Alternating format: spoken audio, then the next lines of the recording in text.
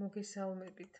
წარმოგიდგენთ ერთი წლის მუშაობის ანგარიშს პროექტის ევროპული ლიტერატურული რეფლექსიები გალაქტიონ ტაბიძის პოეზიასა და საარქივო მასალაში ფარგლებში. მოგეხსენებათ გალაქტიონ ტაბიძის საზოგადოებრივი და შემოქმედებითი აზროვნების ფართო ამპლიტუდის ფარგლებს, რა თქმა უნდა, ქმნის არა მხოლოდ ნაციონალური ლიტერატურა და სააზროვნო კონტექსტი, არამედ ევროპული კულტურისა და ინტელექტუალური ნააზრევის ფართო ნაკადები.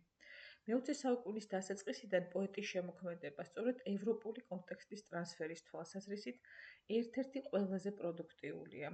არსებული ვითარებიდან გამომდინარე, ის უნდა დაყრდნობოდა ევროპული მხატვრული თუ სამეცნიერო პოპულარული ლიტერატურის უკვე შემოთავაზებულ რეპერტუარს, რომელიც ითარგმნებოდა ჯერ აუცილებელი კლასიკის სახით, შემდეგ კი კონიუნქტურული პრიზმიდან გამომდინარე იდეოლოგიურად რეგლამენტირებული რაკურსით.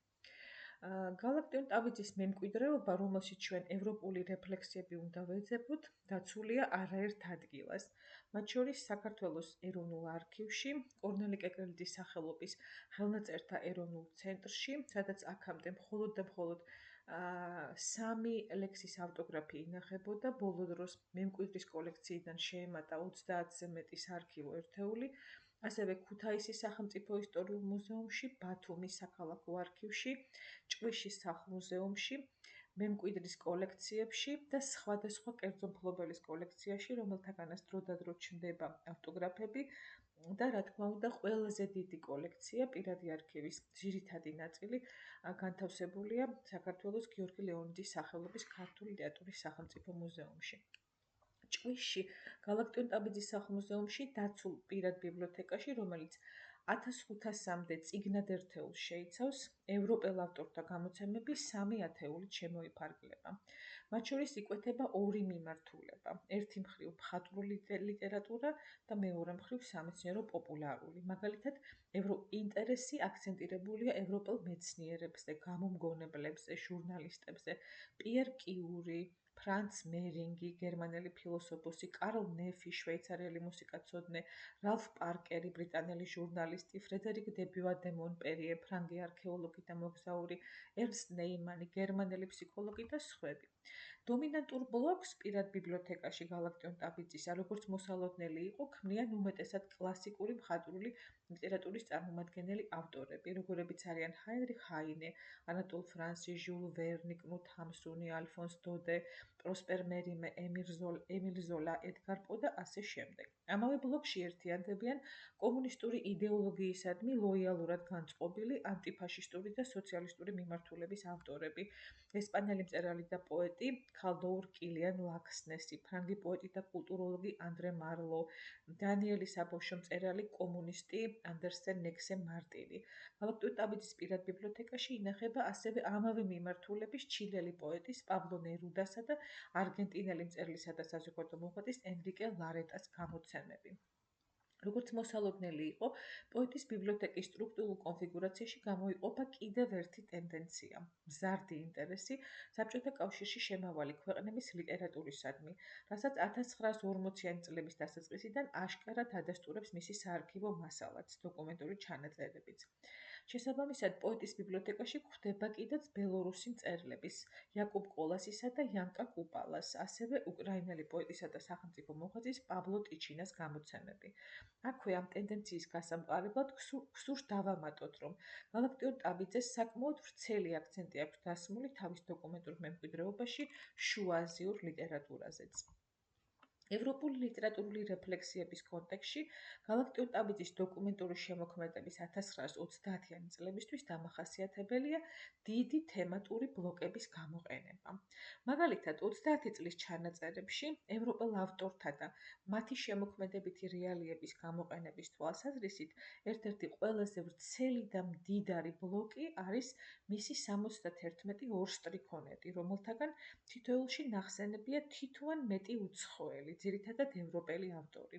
გარითმული ჩანაწერების გალაქტიონ ტაბიძისეული კონცეფცია სწორედ ევროპელი ავტორების თავის შემოქმედებით დისკურსში ჩნდება შთაბეჭდილება, რომ ხელოვნურად შემოყვანის ერთგვარ მცდელობას გავს. ავტორთა გვარები, ისევე როგორც მათი ნაწარმოებების სახელწოდებები, უმეტესად სტრიქონის ბოლოს გვხვდება და სარითმო ერთეულებად არის გამოყენებული. მაგალითად, ასეთი ნიმუშები, რომ ბევრი თავის რახვები განდო, მაგრამ რას ისამ შექსპირის ლანდო, ოდისეისას აუშვებს აფრას, ანდერსენისას მოჰყვება ზღაპარს. თუმცა გვხვდება ისეთი შემთხვევები, როდესაც შინაარსობრივი ფაბულა, კონცეფცია მაინც და მაინც მკაფიოდ არ ჩანს. მაგალითად ასეთი: ეხლა ჩემთვისაც ბრმაა და კუტი, ყოველი კანტი, ყოველი კუნტი. თუ გავითვალისწინებთ, რომ გარითმული სტრიქონების საერთო ტენდენციის თანახმად თითოეულ ორ სტრიქონეთში გამონაკლისის გარეშე უნდა იყოს ნახსენები ერთი ან რამდენიმე უცხოელი ავტორი, გალაქტიონ-ტაბიძე ამ ფრაზაში კომპოზიტის კანტი-კუნტი ერთ კომპონენტად კანტი შესაძლოა პარონიმულად გულისხმობდეს არა უბრალოდ ცალკეულ გერათა ნაერთს, არამედ კონკრეტული პიროვნების, გერმანელი ფილოსოფოსის იმანუელ კანტის გვარს. ასეთ შემთხვევაში ამ ფილოსოფოსის ხსენების მოტივი მხოლოდ ტექნიკურია. ასეთი შემთხვევა არაერთია ამ ორ სტრიქონეთებში. ამ გარითმული ტექსტით გალაქტიონ-ტაბიძე შეეხო ათეულობით ისეთ მხატვრული თუ ფილოსოფიური მიმართულების ევროპელ ავტორებს, როგორებიც იყვნენ პერსი ბიში შელი, ჰაინრიხ ჰაინე, ჯორჯ ბაირონი, თეოფილ გოტიე, შარლ ბოდლერი, პოლ ვერლენი, კლოპშტოკი, სხვათა შორის ისეთ ხმამაღალ და ზოგჯერ ეპატაჟურ პერსონებსაც, მწერლებსაც, როგორებიც იყვნენ მარკიზ დე სადი, რომელსაც სადიზმის ცნება უკავშირდება და ლეოპოლდ ფონ სახერ-მაზოხი, რომელსაც მაზოხიზმის ცნება უკავშირდება. როგორც ვხედავთ, გალაქტიონ-ტაბიძის მხოლოდ ამ ერთი მხატვრული ტექსტით 70-მდე ევროპელი ავტორია შემოყვანილი ქართულ შემოქმედებით და ინტელექტუალურ დისკურსში. ეს იმ დროისთვის ქართულ მწერლობასა და აზროვნებაში ევროპული ლიტერატურული რეალიების სერიოზულ ტრანსფერად შეგვიძლია მივიჩნიოთ. ევროპული აზროვნების სრულიად მრავალმხრივ ჟანრობრივ, კონცეპტუალურ თუ ეპოქალურ ნაკადებს ამ პერიოდისთვის წარმოუდგენლად უნდა გაემდიდრებინა ქართული შემოქმედებითი აზროვნების კულტურა. თუმცა აქ მეორე მხრივ ისმის კითხვა 1930 წელს რა იყო ზემოთგანხილული ასეთი ტექსტის ორგანიზების მოტივაცია. რა მუბიძგა პოეტს ამ ნაბიჯისკენ, რა სავარაუდო მიზანდასახულობა ჰქონდა მას ამ ტექსტზე მუშაობისას, რომელიც უკავშირდებოდა არა მხოლოდ მის შიშველ შემოქმედებით იმპულსს, არამედ ფართო ინტელექტუალურ ძალისხმევას. 70-მდე ავტორის გაცნობას როგორც ბიოგრაფიული, ისე შემოქმედებითი თვალსაზრისით. მისი მიღწევაც იმ დროისათვის არა მხოლოდ მძიმე ფიზიკურ თუ ინტელექტუალურ შრომას მოითხოვდა, არამედ იმ ავტორების ხელმისაწვდომობის ალბათობა საკმაოდ რთული და პრობლემურიც იქნებოდა. ამასთან, იმ ახალ ეპოქაში, რომელიც მე-20 საუკუნის 20-იანი წლებიდან დადგა საქართველოში, ევროპულ აზროვნებასთან ამ სახის ინტელექტუალური და შემოქმედებითი კავშირი არც თუ უსაფრთხო და უხიფათო უნდა ყოფილიყო. მით უფრო იმ ადამიანის მხრიდან, რომელსაც უკვე ჰქონდა ერთგვარი საზოგადოებრივი გავლენა და რომლის შემოქმედებაც ტირაჟირდებოდა. სწორედ ამ გარემოებების გამო არც უნდა ყოფილიყო მოულოდნელი თუ ერთი წლის შემდეგ გალაქტიონ-ტაბიძის 1932 წლის დასაწყისის დღიურის საბჭოთა რევოლუციის მე-15 წლისთავთან დაკავშირებული ციკლის ჩანაწერებს შორის შევხვდებოდით გარითმულ ლექსს, რომელშიც პოეტი მიმართავდა გერმანიის, საფრანგეთის, უნგრეთის, პოლონეთის რევოლუციონერ, მათ შორის ინგლისელ და გერმანელ ამერიკელ ავტორებსაც. ამ ტექსტში მიმართვითი ხასიათის სტრიქონები ადრესირებულია სწორედ რევოლუციონერი პოეტების, ვთქვათ, იოანეს ბეჰერის, ვალტერ ჰაზენკლევერის, ერნსტ ტოლერის, ფრანც ვერფელის, მარსელ მარტინეს, ჟორჟ დიუამელის, ნოელ გარნიეს, ვაიან კუტურიეს, ანდრე ადისა და სხვათა მიმართ და მათ დაუნდობელი ბრძოლით კაპიტალიზმის სრული დამხობისკენ მოუწოდებს.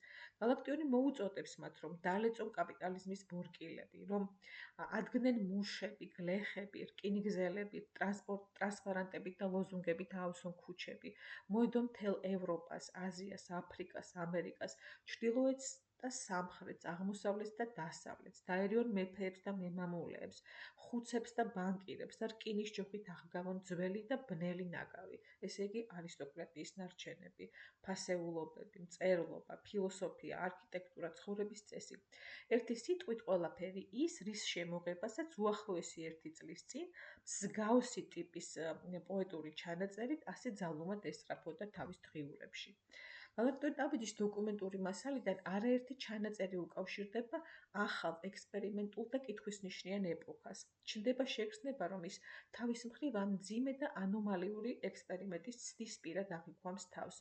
საგანგებოდ ცეცხლწაკიდებული და მინდორში გაშვებული თაგვების ეპიზოდს, რომელიც გერმანელ მწერალს ჰერმან კესერს უკავშირდება, აღიქვამს როგორც უსასტიკეს ექსპერიმენტს, ალუზიურად საბჭოთა კავშირის მემარჯვენე მწერლებისთვის თავსმოხვეულ ანომალიას.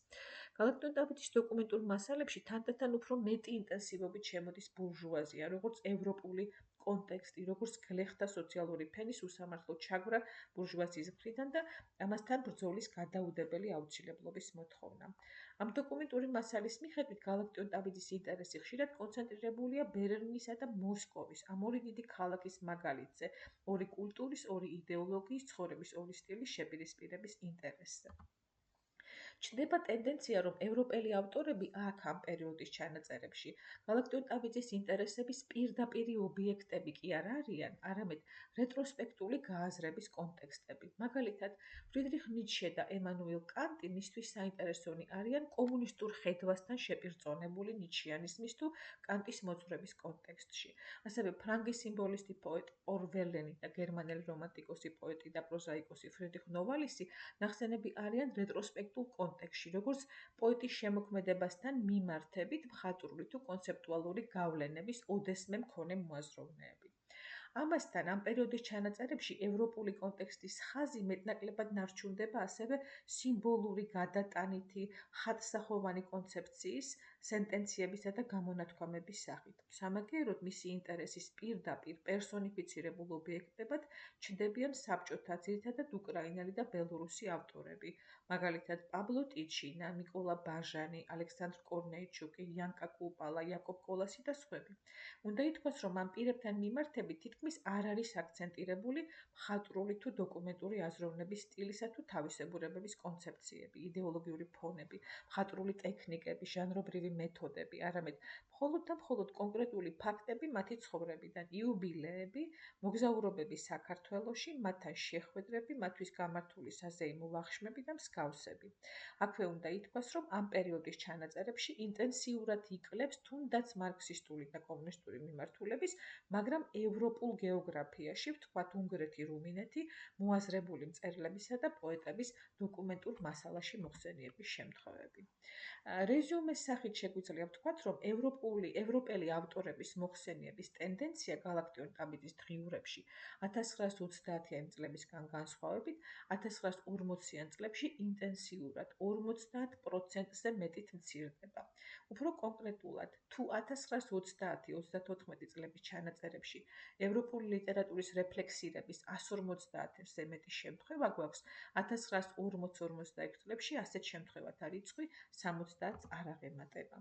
როგორც ვხედავთ გალაქტიონ-ტაბიძის დოკუმენტურ მემკვიდრეობაში, ევროპული ლიტერატურის რეფლექსები კანონზომიერად განიცდის დაღმავალ გრადაციას, მრავალფეროვანი, მდიდარი რაკურსიდან ერთ კონკრეტულ იდეოლოგიურ პრიზმაში გადადის. რაც ყველაზე მეტად საგულისხმო და საინტერესოა, ეს ვექტორი ავტორისთვის ბუნებრივია არათუ უმტკივნეულო, არამედ მაღალი სტრესის ფაზებს და არაცნობიერი კონფორმიზმის ეტაპების ლამის ეგზისტენციურ წერტილებს აღწევს. შესაბამისად, გალაქტიონ-ტაბიძის დოკუმენტური მემკვიდრეობის ამ კონტექსტის კომპლექსური კვლევა დიდი სისხლიანი ტერორის ეპოქალური ანომალიების არაერთი კონტურის გაშიფვრის შესაძლებლობასაც მოგცემდა. ძალიან დიდი მადლობა.